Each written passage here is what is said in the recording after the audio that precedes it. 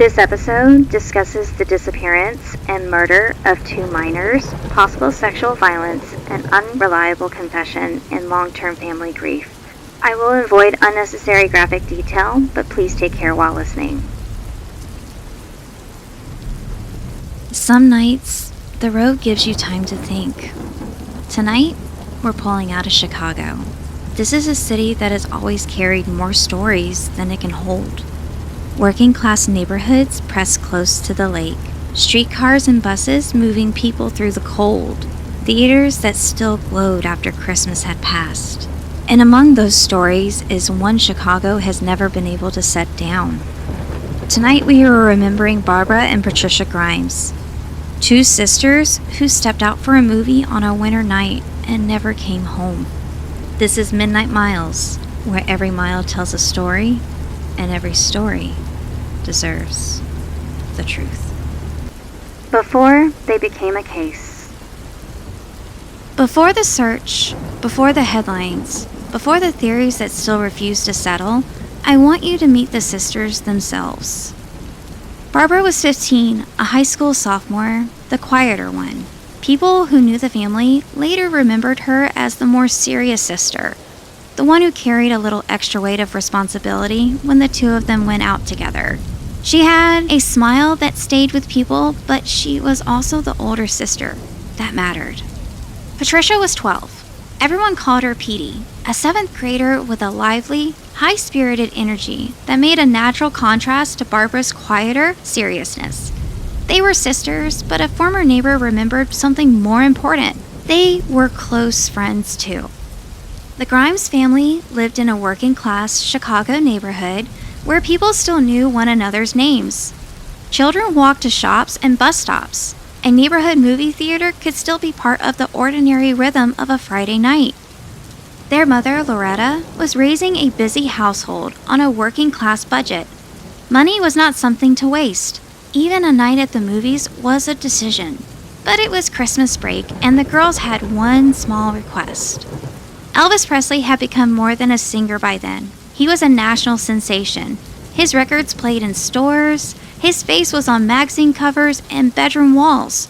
Teenagers across the country couldn't get enough of him.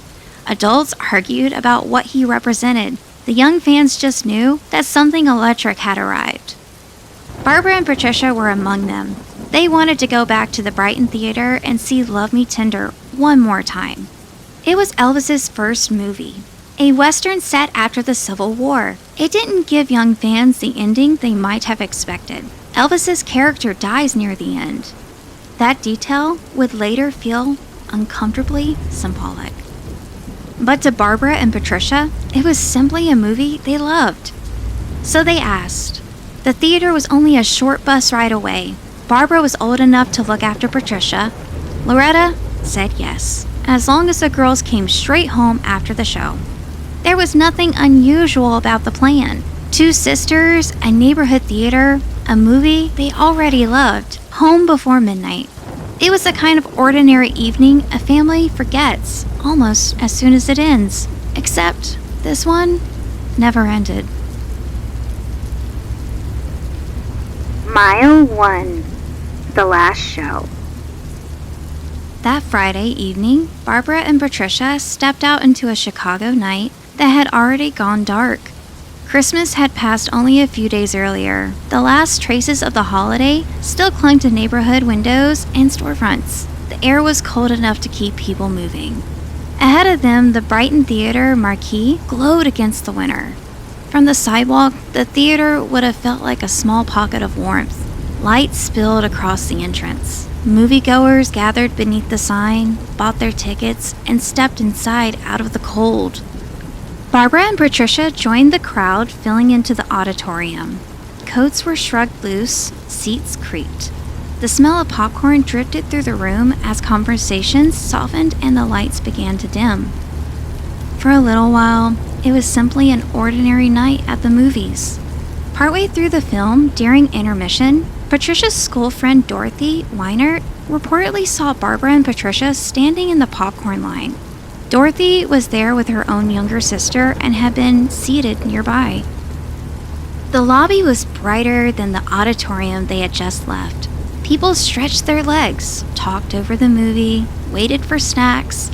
In the middle of that ordinary crowd stood Barbara and Patricia. They looked cheerful. They did not appear frightened or eager to leave. Nothing about the encounter suggested that their night had already gone wrong. That brief meeting in the popcorn line remains the strongest public account placing the sisters together and apparently safe inside the theater. After that, the record becomes a patchwork. When the final showing ended, the crowd spilled back into the winter night. The bright lobby emptied, the sidewalk filled. People began separating toward buses, parked cars, and familiar streets. Somewhere in that movement, Barbara and Patricia disappeared from the reliable timeline. Sources disagree about the exact theater schedule and whether the sisters planned to ride a bus or walk part of the way home.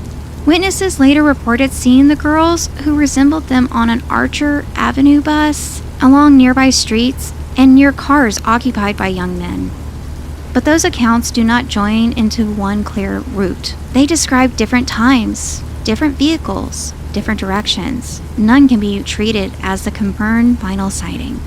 There is no clean line away from the theater, only a bright lobby, a popcorn line, a crowd disappearing into Chicago, and then a city full of possibilities. At home, midnight came and went without Barbara and Patricia. At first, the family reached for the ordinary explanations people use when someone is late. Maybe the bus had been delayed. Maybe the girls had stopped to talk with friends.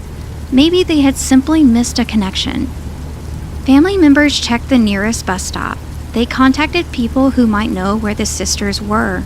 Each trip to the window, each glance toward the street, carried the same hope.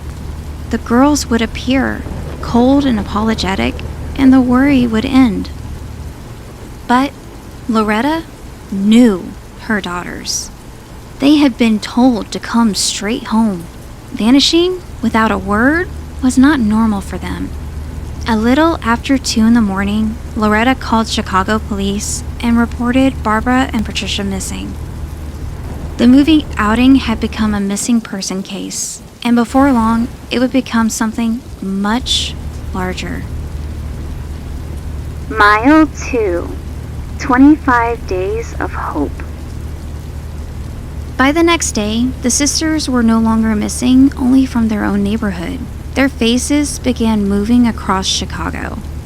Police checked bus routes and walked streets asking questions. Officers visited places the girls might have gone. Flyers appeared in windows and on counters.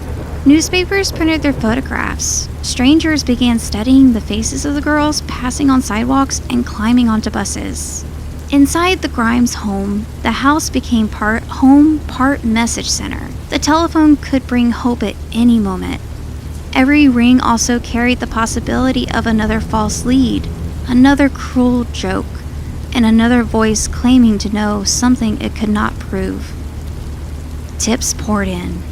A worker at a Five and Dime believed the sisters had been there listening to Elvis records with 2 sailors. Other callers placed them on buses, in hotels, or walking along city streets. Each report created a picture vivid enough to chase. In one, the sisters were still together. In another, they were moving through the city.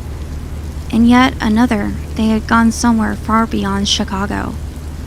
Nearly 2 weeks into the search, one of the most dramatic stories came from a traveler who said she had met the sisters in a Nashville bus station restroom. According to her account, she spoke with them and even accompanied them to an employment office. The story was detailed enough to make headlines. It suggested that Barbara and Patricia were alive and traveling south, perhaps towards Memphis because of their love for Elvis. But vivid is not the same as verified. No physical evidence established that Barbara and Patricia had been in Nashville. The report became another bright thread in a growing tangle of sightings, promising direction without actually leading investigators to the girls. There was also a report of a frightened young girl's brief telephone call to a family connected with one of Patricia's friends. The person who answered believed the voice might have been Patricia's. That identification could never be confirmed. Every new lead created the same cruel cycle. For a few hours, sometimes only a few minutes, the family could imagine Barbara and Patricia alive somewhere.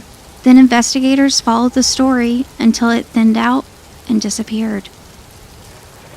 The idea that the sisters had run away began taking hold in parts of the investigation and the press.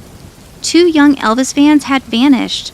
Supposed sightings placed them on a journey south. To outsiders, that could be shaped into a story about teenage impulsiveness. To Loretta and the rest of the family, it did not resemble Barbara and Patricia at all. Their parents publicly insisted the girls had not left voluntarily. Loretta pleaded for anyone holding them to let them call home, even if only long enough for her to hear their voices. The case became so closely tied to Elvis Presley that Elvis himself issued a public appeal. If the girls were truly fans and had run away, he asked them to return home and ease their mother's fear. It was an extraordinary moment. One of the most famous young entertainers in America was speaking into a mystery that had begun with 2 sisters buying tickets to his movie. But the appeal was built on hope, not proof. No one knew whether Barbara and Patricia were alive to hear it. The family crossed from Christmas break into a new year without them. Every knock at the door, every telephone ring, every fresh newspaper could be the thing that finally brought an answer. Days passed, then weeks. The sightings continued. None of them returned the sisters to their family.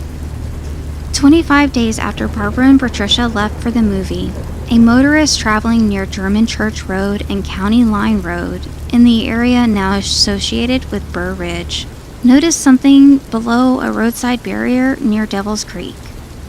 From the road against the pale frozen ground, it looked like a mannequin.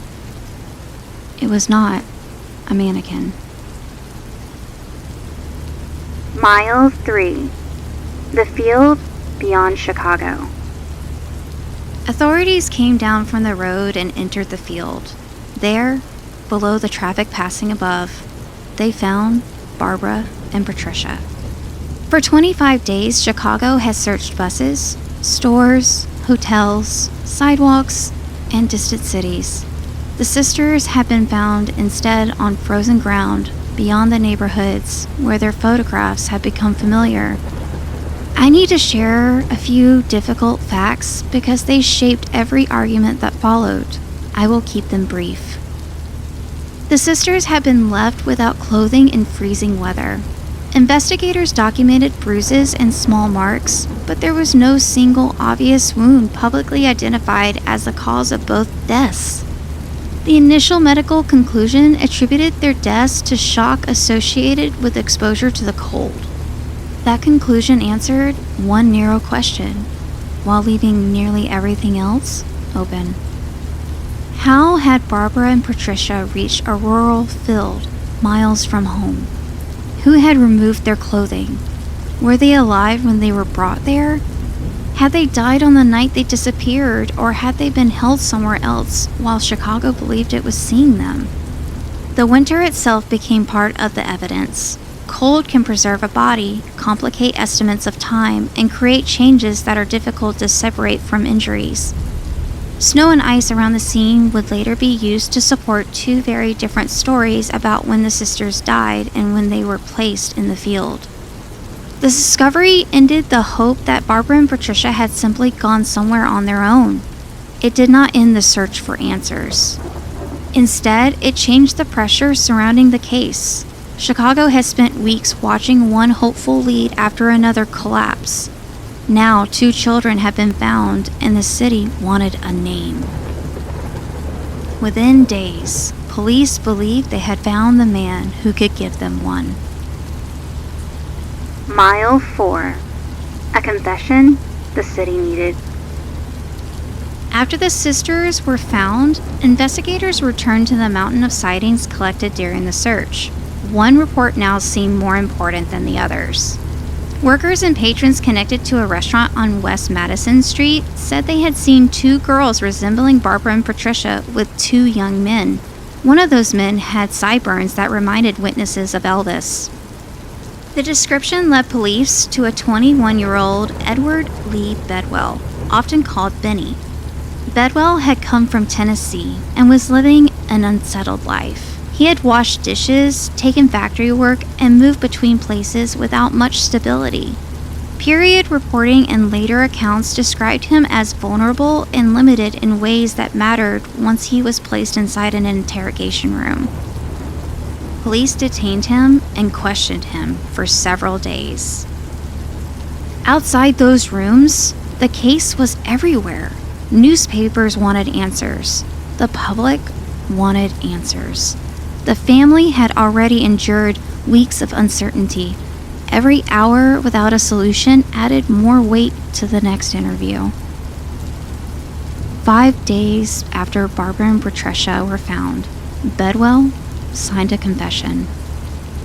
In that statement, he said he and another man met the sisters on Madison Street days after the movie. He claimed Barbara and Patricia remained alive for an extended period, moving with the men through restaurants and hotels. He said they were later attacked after resisting sexual advances, and they left them in a snowy roadside area. On paper, the confessions seemed to gather the loose pieces of the case into one story. It explained the sightings that had kept hope alive. It offered an accomplice. It gave the city a sequence of events and, most importantly, a person to blame. Bedwell was charged with both murders. For a brief moment, the mystery appeared to have a name and an ending. Then the story began to crack. The preliminary medical timeline placed the sisters' deaths close to the night they disappeared, not weeks later as Bedwell had claimed. A factory time card reportedly showed him at work during much of the likely abduction period. Details in the confession involving food and drinking were not supported by the medical findings described in later reports. Then two young women came forward and suggested that they, not Barbara and Patricia, may have been the girls seen with Bedwell and his companion at the restaurant. Bedwell recanted. He said the confession had been produced through threats, promises, and physical mistreatment during interrogation. We cannot stand inside those rooms nearly 70 years later and know every word that was spoken. But one thing is clear. A signed confession is not automatically a true confession. Bedwell's account changed. It collided with the medical theory. It lacked a publicly documented physical link to the sisters. Even the witness identification that had first drawn investigators toward him became uncertain. Within weeks, he was released on bond. By early March, the murder charges had been dismissed. Edward Bedwell was never convicted of harming Barbara or Patricia. The city had been handed a confession at the exact moment it most wanted certainty. What it received instead was another question. Why had a man confessed to a story that could not hold together? And as the case against Bedwell collapsed, the people responsible for explaining the sisters' deaths began turning on one another in public. Mile 5. 2 official stories. The medical evidence should have been the solid ground beneath the investigation. Instead, it became a fault line. The commonly reported preliminary position was that Barbara and Patricia died from exposure and secondary shock, likely close to the night they disappeared. In that interpretation, the freezing weather preserved their bodies during the 25 days before they were found. Harry Gloss, the chief investigator for the Cook County coroner, strongly disagreed. Gloss argued that the sisters had survived beyond that first night and had been placed in the field later. He pointed to the marks on their bodies, laboratory findings, and the formation of ice around the scene. He also publicly claimed that evidence of sexual assault had been minimized. Coroner Walter McCurran rejected Gloss's conclusions. The disagreement did not remain buried inside reports or behind office doors. It moved into press conferences and newspaper headlines, where two official versions of the same deaths began competing in public. Gloss accused the coroner's office of suppressing important evidence. McCarran fired him after he refused to withdraw those claims. Sheriff Joseph Lohman, who still believed Bedwell might be responsible, reportedly allowed Gloss to continue investigating without pay. Think about what that meant for the case. One official timeline helped destroy Bedwell's confession because it placed the sisters' deaths on the night they vanished. Another official looked at the same bodies, the same frozen field, and the same winter conditions, then argued that the sisters had lived for days afterwards. That version made parts of Bedwell's story seem more plausible. The science was no longer only uncertain, it had become tangled inside an institutional fight. For the family, none of this produced an answer. It produced arguments about their daughter's reputation, their final hours, and whether evidence had been hidden, misunderstood, or overstated. For anyone who returned to the case later, the disagreement created a fork in the road. If Barbara and Patricia died soon after leaving the theater, then most of the sightings reported during the search were mistaken. If they survived for days or weeks, then at least one of those sightings might have been real, and someone had held them while the city searched. The original records needed to settle that argument have never been fully available to the public. There is no modern independent forensic review in the sources we have that fixes the time of death, explains every mark, or confirms every claim made during those public disputes. The honest answer isn't to choose the version that makes a better story. It's to admit that the people in charge couldn't agree, and that the public fight only made the truth harder to reach. Mile 6. The roads that went nowhere. As the years passed, investigators and private researchers followed names that appeared in tips, memories, reports, and later theories. One of the strangest belonged to Walter Kranz, a steam fitter who described himself as psychic. Before the sisters were found, Kranz reportedly contacted police anonymously and predicted that they were dead in an unincorporated part of Lyons Township. His description was later said to place the bodies within roughly a mile of the discovery area. That sounds chilling, but an old prediction can become sharper each time it is retold. The search was already public. The geographic description may have covered a broad area. No publicly documented physical evidence tied Kranz to Barbara or Patricia. Investigators questioned him and released him. Other leads focused on local young men, cars seen near the theater, and the possibility that the sisters accepted a ride that became dangerous. One reported witness said Barbara had been speaking with boys near a car while Patricia watched. The image is easy to picture. A car at the curb, a brief conversation, a younger sister waiting nearby, but the account never became a proven route, a confirmed vehicle, or a named offender. Then there was Charles Melquist. His name entered the Grimes investigation because of another murder. The following year, 15-year-old Bonnie Lee Scott was killed. Her body was found in a wooded southwest suburban area only a few miles from where Barbara and Patricia had been discovered. Melquist confessed in Bonnie's case and was convicted the year after that. The age of the victim, the general area, and similarities in how the body was left caused some investigators to wonder whether the cases might have been connected.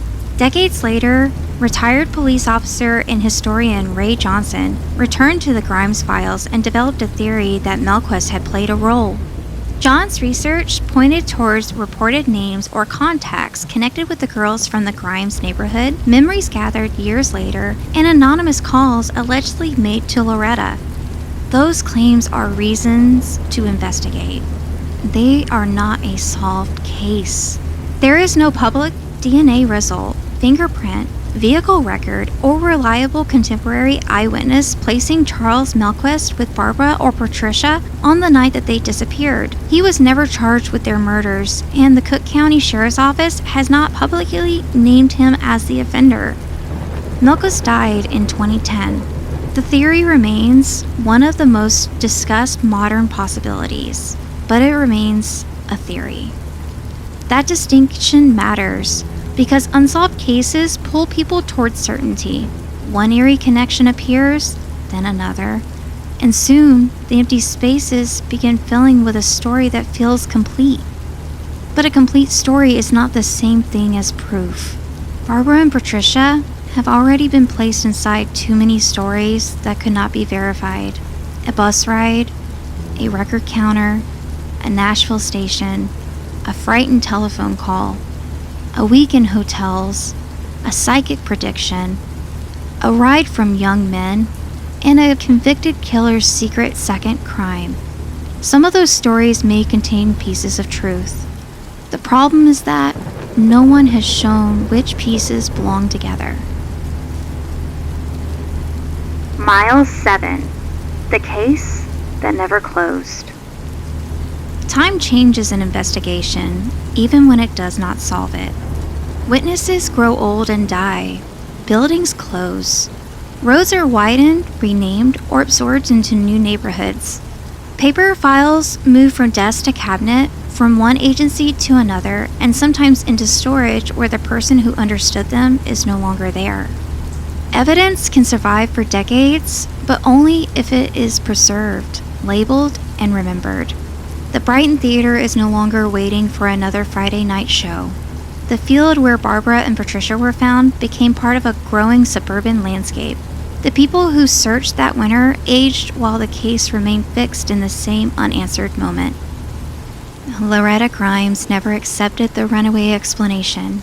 She endured false sightings, ransom claims, prank calls, a confession that collapsed, and public arguments over what had happened to her daughters. A former neighbor later remembered meeting Loretta years after the murders.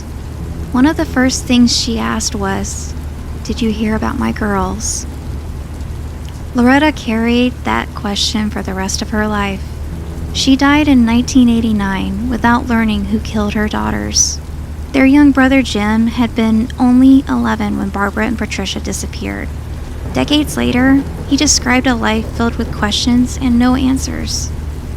He spoke not only about the sisters he lost, but the larger family that might have existed if they had been allowed to grow older. That is one of the quiet cruelties of an unsolved child murder. The loss does not remain contained inside the night a life ends. It spreads into every future birthday, career, marriage, child, holiday, and ordinary family gatherings that never arrive. The Cook County Sheriff's Office still lists the murders as an open cold case and continues to accept tips. Public reporting confirms that investigators have reviewed leads as they arrive. What the public does not know is just as important. There is no complete public inventory of what evidence still exists. We do not know whether clothing, hairs, biological samples, slides, or other trace evidence survived in a condition suitable for modern testing. No public source located for this project announces a usable unknown DNA profile, a forensic genealogy search, or an official suspect identification. That does not mean modern testing is impossible. It means we should not promise that DNA is waiting in an evidence room like a magic key. Sometimes an old case is solved by biology. Sometimes it is solved by a document someone misunderstood, a witness who finally speaks, or a forgotten name appearing in two files no one had compared before. And sometimes, despite decades of work, the answer remains beyond reach. The official case page still waits for information, not internet accusations, not calls to the descendants of people named in old theories, not a crowd trying to force a solution through harassment, a real tip given to the investigators responsible for the evidence. Until that arrives, the story remains where it has rested for nearly 70 years, surrounded by roads with no confirmed destination. Remembering Barbara and Patricia. When a case remains unsolved, the mystery can begin swallowing the people inside it. Barbara becomes a serious sister in a photograph. Patricia becomes Petey, the lively younger girl. Their love of Elvis becomes a headline hook. The popcorn line becomes the last safe moment. The field becomes the image people remember. But Barbara and Patricia were more than the clues left behind after one winter night. Barbara was 15, old enough to escort her younger sister to the movies, and still young enough to assume there would always be another show, another school year, another Christmas. Patricia was 12, a 7th grader whose energy remained vivid in people's memories decades later. They were close friends as well as sisters. They shared music, movies, a neighborhood, and those first small freedoms that begin arriving as childhood opens towards adolescence. That Friday, after Christmas, they did something ordinary. They asked their mother if they could go to a movie. They stepped in from the cold. They stood beneath the lobby lights and waited for popcorn. They watched Elvis on a theater screen. And somewhere, between that warm theater and home, someone took the rest of their lives from them. The person responsible has never been convicted. The conflicting sightings have never been arranged in a reliable route. The confession did not survive the evidence. The officials never agreed on the sisters' final hours. The strongest modern suspect theory has never become a proven case. What remains certain are their names: Barbara Grimes, Patricia Grimes. 2 sisters who left for a neighborhood movie and should have come home before midnight. Tonight, remember them not for the frozen field where they were found, but for the warm theater where they were last seen together, cheerful, unafraid, and waiting for popcorn while the movie paused. That is the moment I want to leave with you. Before the rumors, before the headlines, before the case became a Chicago legend, Barbara and Patricia were together, enjoying a night at the movies, with every reason to believe home was only a short ride away. Thank you for riding with me.